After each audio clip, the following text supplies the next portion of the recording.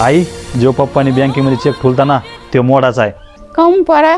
कारण की ते त्यांच्या दाव्याला जे पैसे लागले होते का ते स्वतः मी खर्च केले ते. आई, थोडी तंगी चालू आहे आणि पोराची शाळेची फी पण भरायची आणि घराचा हप्ता पण आलेला आहे आणि बँकेचा पण हप्ता आलेला आहे. आई, जे पप्पाच्या दाव्याला पैसे लागले ना ते मी पण लावले अर्धे.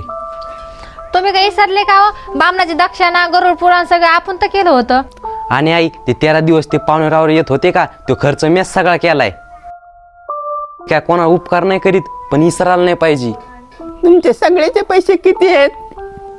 आई, मग आपले 50,000. मग आपले 40,000 रुपये. बर.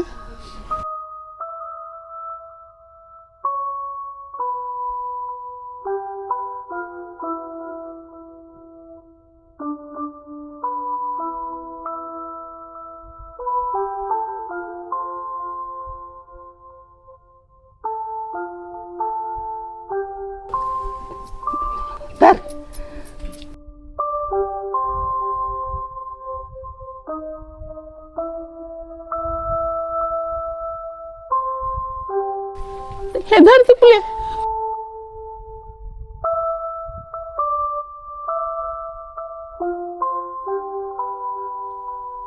तुमचा बाप म्हणत होता पोराचे पाय पाळण्यातच ओळखू येतात. त्याला माहित होतं त्याचे पोरं कसे निघते म्हणून. त्याच्यामुळे त्याने जिवंत असतानाच त्याला माहित होतं मेल्याच्या नंतर पैसे लागते म्हणून त्याने दहाव्याला पैसे ठेवले होते. मेल्याच्या नंतर त्याच्या बायकोला त्याला कामा येते म्हणून त्याने पैसे जपून ठेवले होते, पोरायचा अपमान नाही व्हावा म्हणून.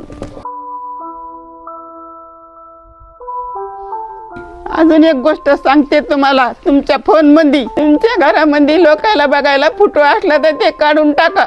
याच्यानंतर तुमच्या बापाचा हिशोब सगळा संपला.